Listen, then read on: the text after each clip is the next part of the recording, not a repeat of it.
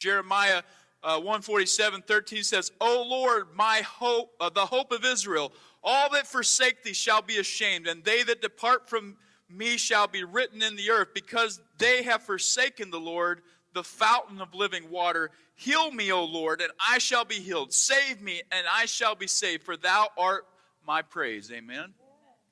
Healing isn't very important to an individual unless they're sick. And when you're sick, or it's terminal, or there's no way out of the situation that you are in, suddenly healing becomes the absolute most important thing on the face of the planet. Absolutely. Because you can have all the money in the world, you can have your assets stacked up in banks all across the world, you can have everything. You can have all the toys, you can have the houses, you can have the cars, you can have all that stuff. But if you lose your health,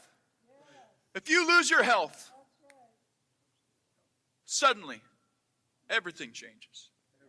It doesn't matter how much you have, or how popular you are, how smart you are, or whatever you have on your side. It really doesn't matter.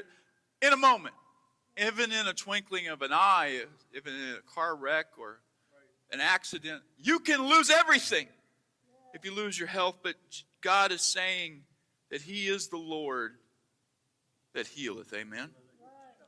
Healing.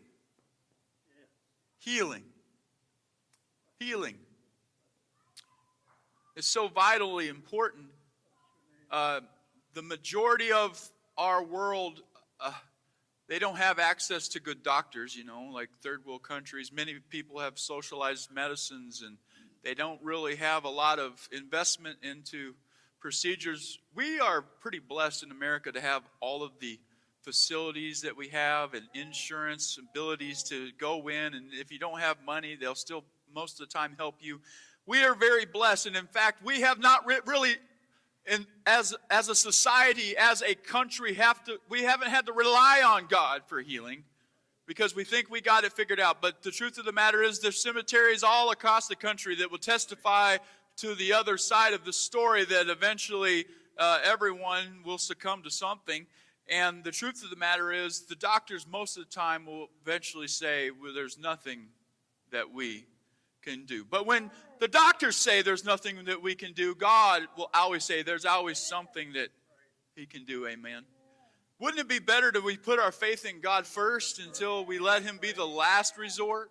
Wouldn't it be better that we try to let God do what He can do before we try every other thing? Amen. Hebrews 4:14 says, seeing then that we have this great high priest that passes into the heavens, Jesus, the Son of God, let us hold fast our profession. For we have not a high priest which cannot be touched with the feelings of our infirmities, the sicknesses, the things that come upon us.